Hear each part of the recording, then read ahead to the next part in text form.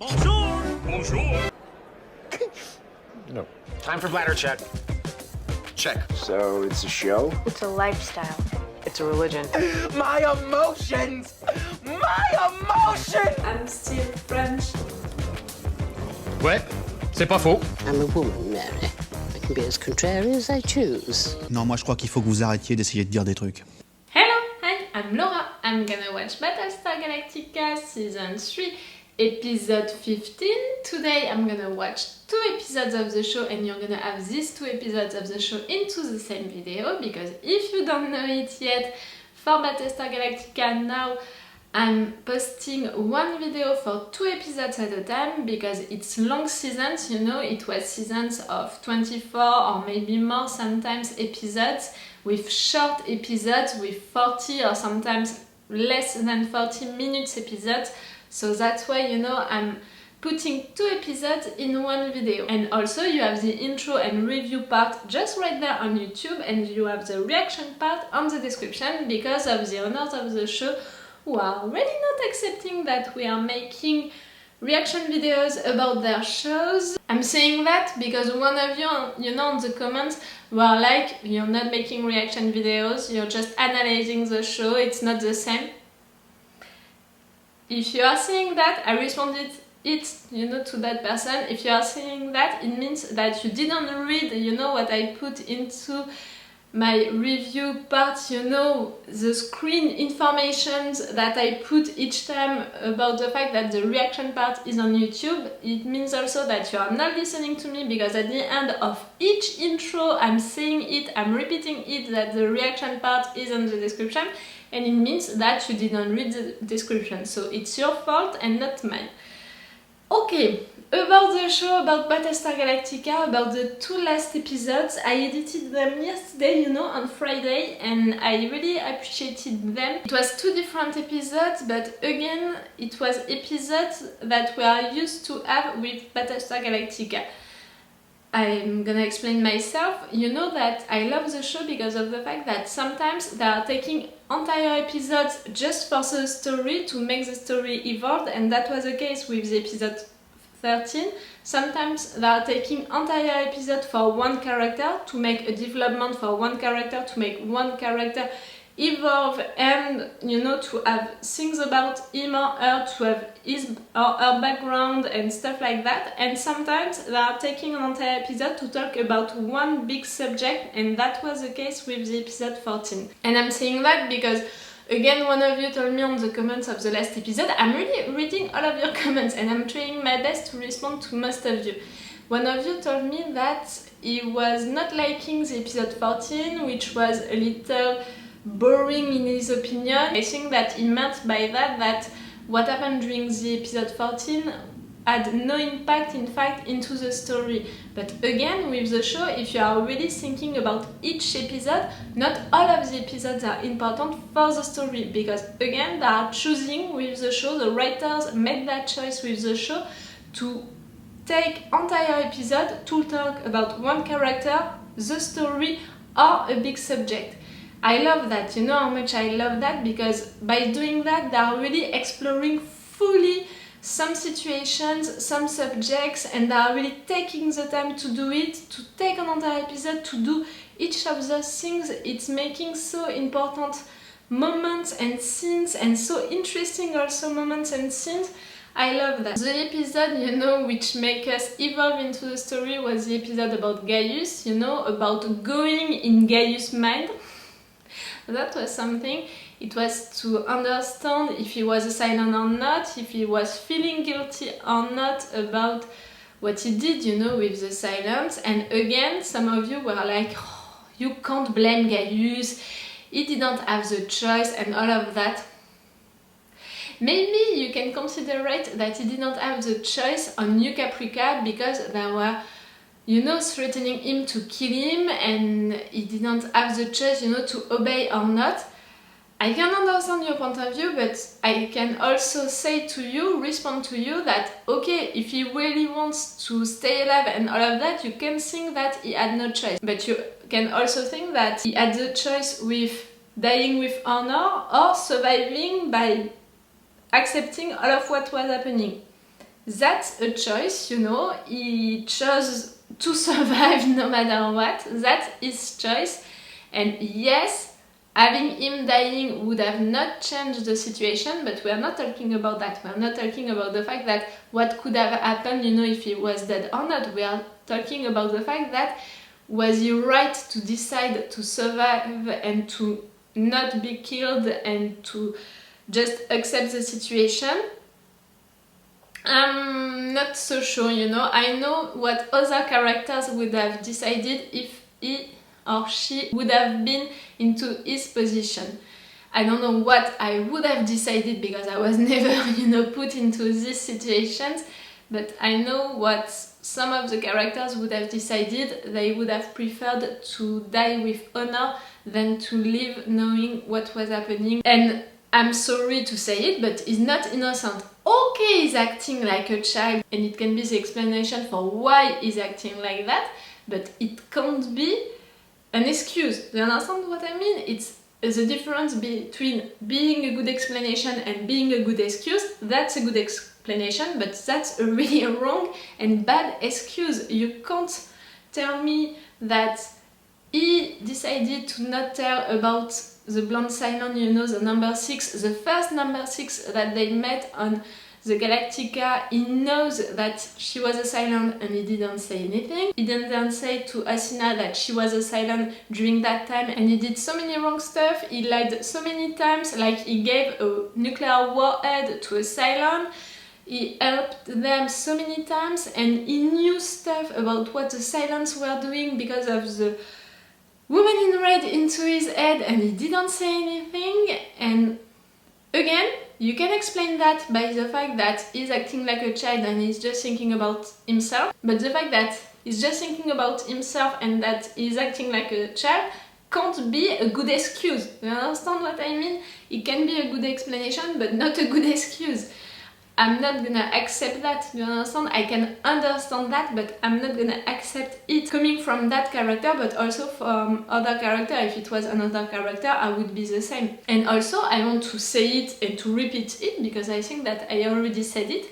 I don't hate this character. I never said that I hated this character, or maybe, you know, during one scene where he was really annoying. But in fact, I don't hate this character. I don't like him, but I don't hate him, because I can understand him, and as long as I can understand him, even if I don't agree with what he's doing, as long as I can understand his intentions and his thoughts, I don't hate him, but I don't like him neither. And yes, I wanted him to die during the last episode, but it was much more because I was interested about what was gonna happen if he's dying, if he's gonna resurrect or not as a Cylon. I'm really interested by that, then really because I want him to die. I don't want him to die fundamentally, you know, because in fact the explanations are coming by him into the show. In each episode, since the beginning of the show, each explanations of the situation, of what was happening, you know, with the silence, with the 5 faces and with all of that, because of his discussions with the woman in red, but also because of his actions and because of the fact that he is the chosen one. All of the explanations are coming by him, through him, so I don't want him to die because I want to have all of the explanations. But if he has to die for having the explanation about is he a Cylon or not, I'm okay with it.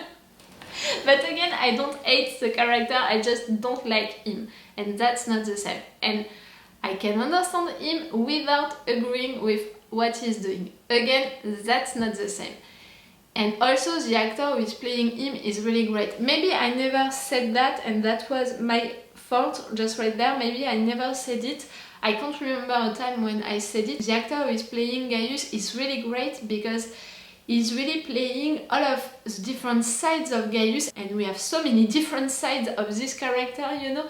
And you know, sometimes, even if I don't like this character, I felt his pain, I felt, you know, the fact that he was suffering, I felt, yes, really, when he was sad, sometimes I was sad with him. You saw that I was not accepting the fact that they were torturing him. The silence, like the humans, I was not accepting that. I was not accepting some things like that which were happening to him because I was feeling his feelings, because the actor is so good, you know, to play all of these sides of Gaius and to make me understand all of these sides of Gaius. It's not just, you know, the work of the writers just right there, it's also the work of the actor. To be able to do that, to be able to interpret that, you have to be a really good actor. I don't know how many minutes I just spent to talk about the Gaius case, the Gaius situation, but because of some discussions that I had with you on the comments of my last videos, I felt that I needed to, and also because I think that he's an interesting character to talk about, and also because of the fact that I think that he's made by the writers for me not loving him. I think that you can all see that also, the fact that they are putting so many wrong stuff into his character that of course a lot of fans are not gonna like him for that. He betrayed us, he lied to us, he did so many wrong stuff that's almost normal and logical that I don't like him. But I want him to die.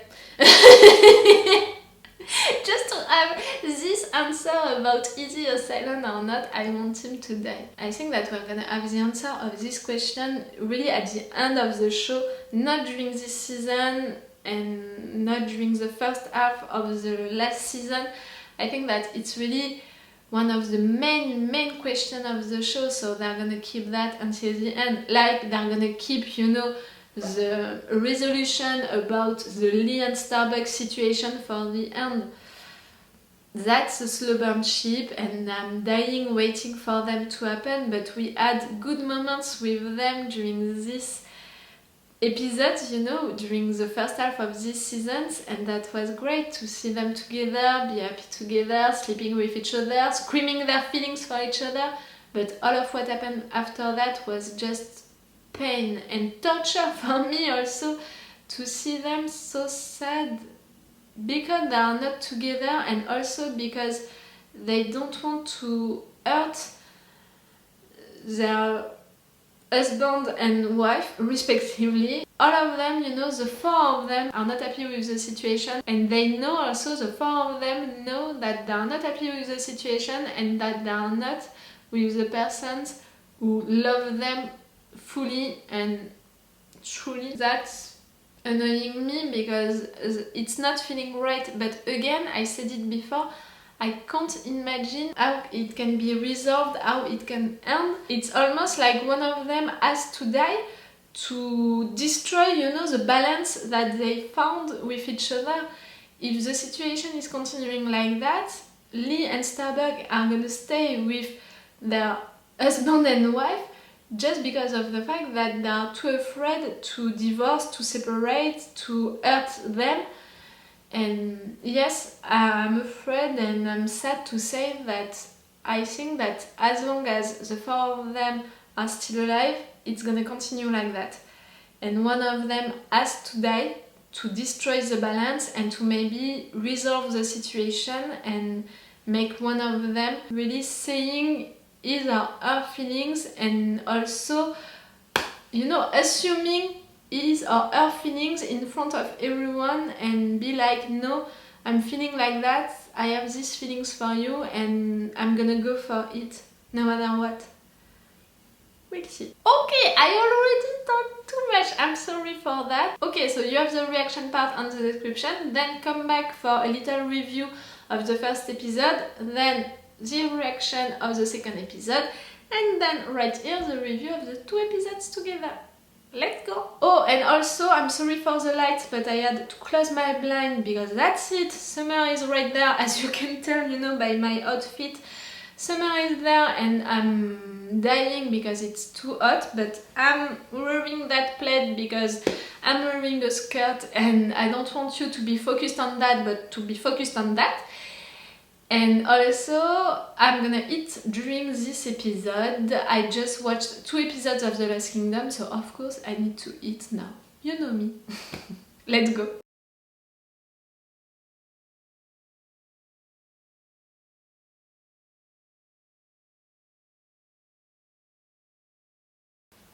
This episode was great, even if it was not an episode, you know, in which we progressed into the story. That was an episode really more about one character, Adama's father, and also one subject through the narrative arc of Adama and through the narrative arc of the chief and Kali. The subject of being a parent, you know, and you have to sacrifice things to be a parent. You have to not forget what your role is as a parent, not just delegate your kids to other people. It was that, you know, in substance, behind these two narrative arcs, it was that.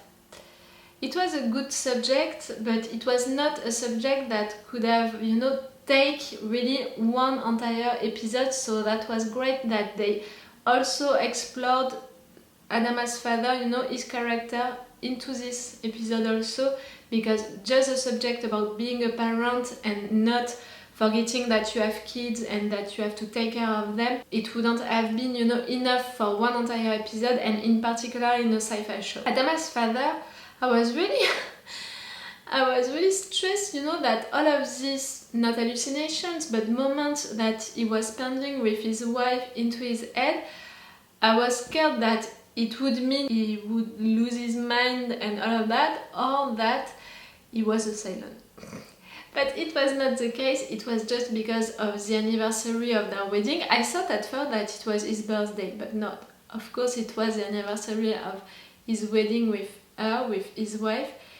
And that was great to have that moment, because we heard stuff about her during these years, you know, during the last episodes, all of the last episodes, but we never saw her really, and we never knew how she was she a good wife or not, was she a good mother or not, and we had that during this episode. Even if I'm still wondering about the fact that, okay, they divorced, but I had the impression that she died before the attacks. When the attacks arrived on Caprica, they didn't talk about her, you know, I mean, Lee and him, they didn't talk about the fact that Lee's mother just died. So I'm like, she died before that. She had to. We would have seen the two of them mourning her if it was not the case, no? I can't remember really if they said it or not, or if they really lost her during the attacks. I can't remember that. But yes, that was great to have these informations about their past, you know, Lee and Adama's father past with Carol Ann, her role, you know, into their family, and the fact that they loved each other, but at the end that was not an happy marriage, and Adama, he chose to go away and to let his sons with her.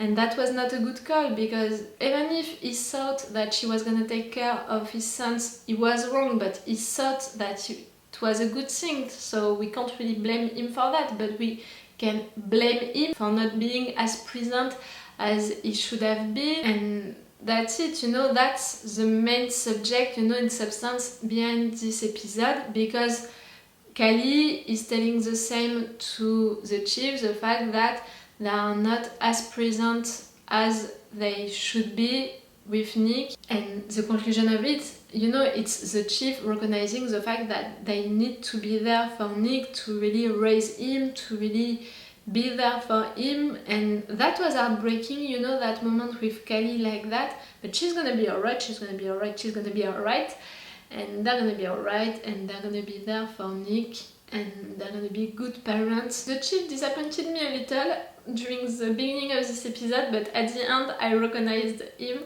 so I'm glad, you know, that he changed his mind about it, and that he explained also why he did that, to spend time with Kali. But you can spend time with your wife and your kid at the same time, like it's not compatible. I appreciated this episode, but see, that was not an episode about progressing into the story, that was really about one subject and one character. Again, the show is good at that. I'm not like, oh no, we didn't progress into the story, that was an episode for nothing. No, I'm not at all like that. I'm even on the contrary of that opinion. I'm like, that's great to be able to do that and to focus on some things and to really take the time to deal with it, that's great. The little thing that I can maybe find wrong about this episode is the fact that we never had this discussion between Lee and Adama's father before. I mean by that if it's something that is really feeling guilty for, you know, to be flirting with the president, or just the divorce that he had with his wife, or just the fact that he was not there for his kids.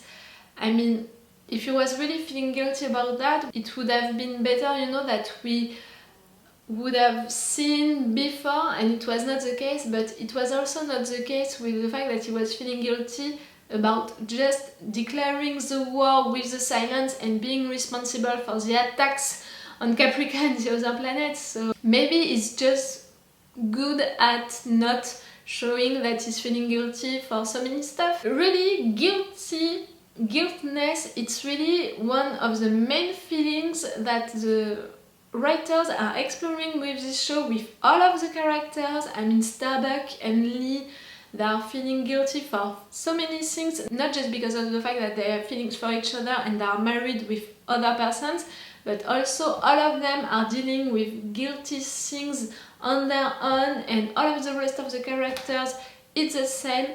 Really, I think that the writers of this show, of Battlestar Galactica, had really this guilty thing into their minds when they were writing the show.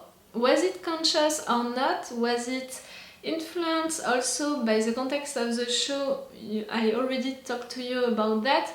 I think that it influenced a lot of stuff into the show, a lot of stuff about the war, you know, about torturing people or not to have information, about the Cylons who are enemies that you can't tell if they are Cylons or not, and who can attack at the time that you are not prepared to, and from the inside, and you know, all of the things like that were really influenced by the context of the show. I'm questioning myself about that guilty thing. Can it be something that was influenced by the context? I don't think so, because it's really something for the characters, you know, not for the story. They are not using the guilty thing for the story, more really for the characters. Or maybe it's gonna come for the story?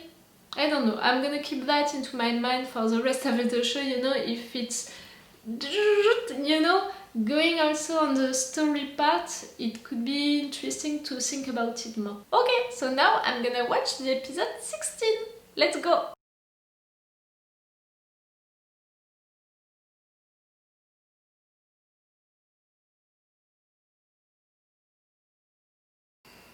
I really hope that they're not gonna do that just for her, you know.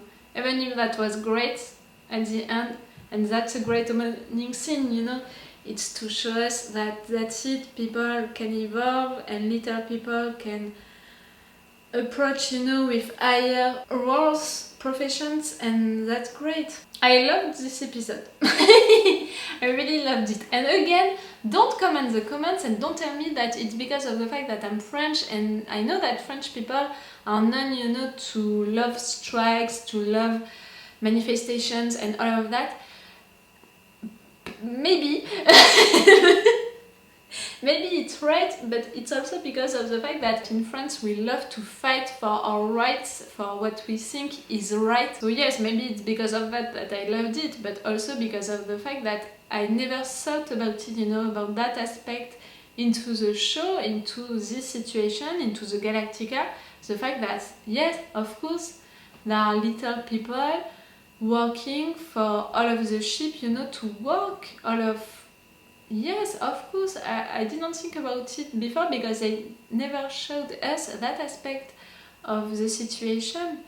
That was great. To have an entire episode to talk about it, it was great because, like I said during my intro and even during the review of the first episode, this show is good at taking entire episodes to make the story progress, or to talk about one character to make him or her evolve, or to talk about one big subject. And during this episode, now we're talking about one big subject, about the little people, you know, the working class, who is working for this ship to work well, to function, and they were forgotten and they were living and working in such bad conditions, not just because of the fact that they are working in a dirty place, you know, but also because of the fact that kids were working just right there and they were accepting that just because of the fact that it happened before, so it was acceptable. I didn't like that line that the president told to the chief. How can you say that?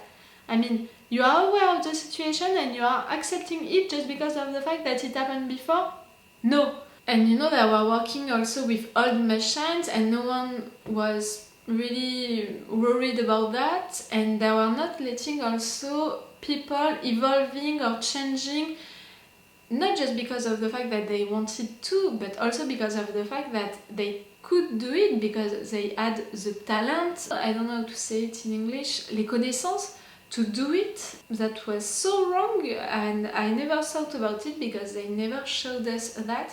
I'm glad that they did it again during an entire episode, but the fact that they just did it, you know, talking about the little people and not just concentrate on the pilots and the control room. Of course, there are the elites, you know, of the Galactica, and we were concentrating our attention on them. That was great to think about the other ones during one entire episode.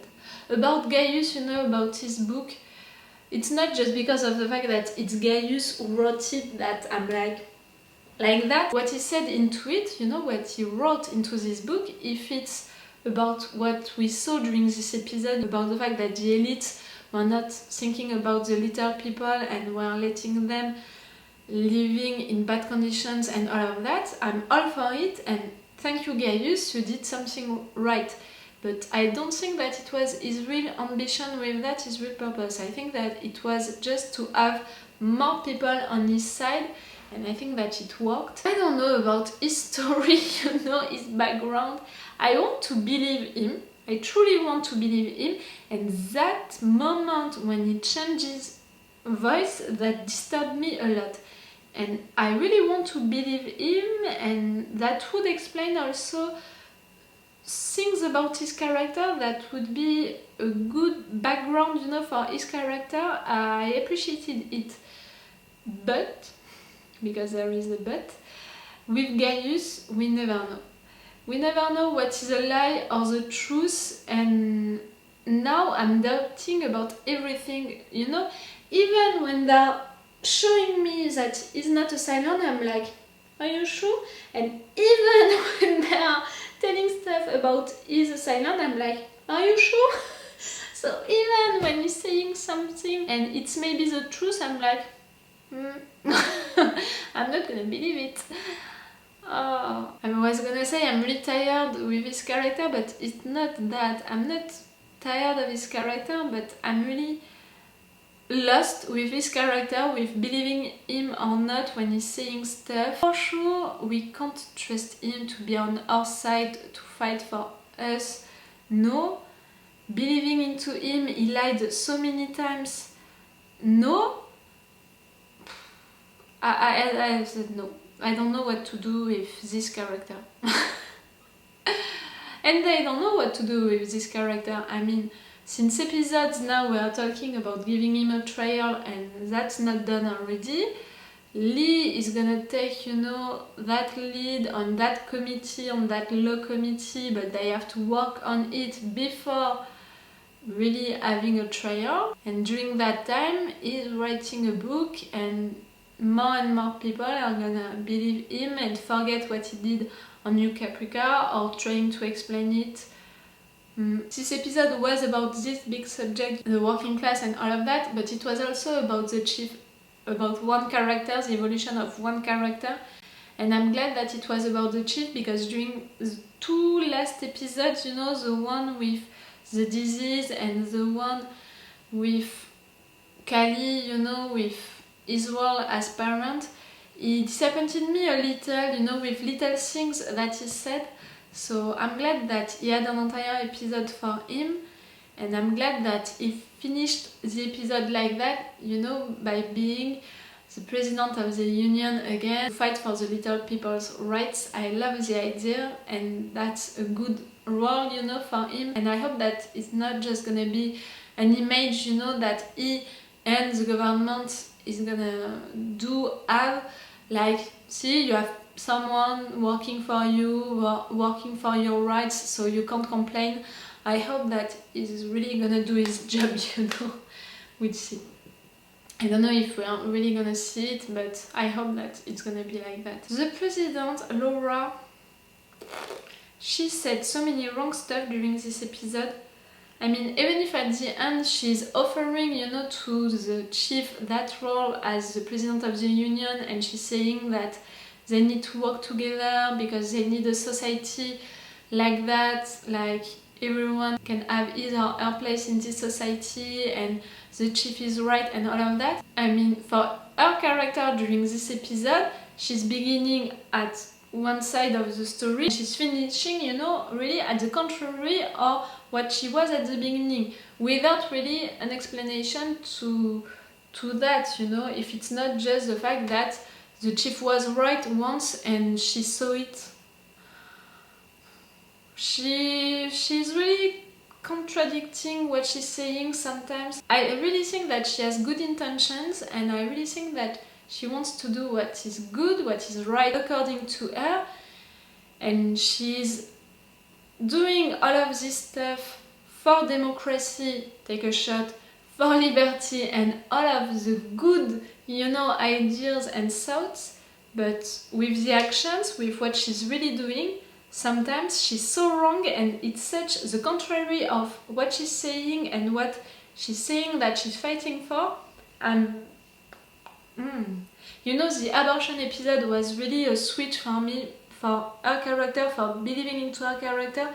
I really find her hypocrite sometimes because of the fact that she's not doing and acting like she's saying that she's doing, that she's thinking, that she's fighting for. Sometimes, you know, what she's saying and what she's saying that she's thinking and what she's saying that she's fighting for, it's really not in the same page and in the same path than what she's really doing.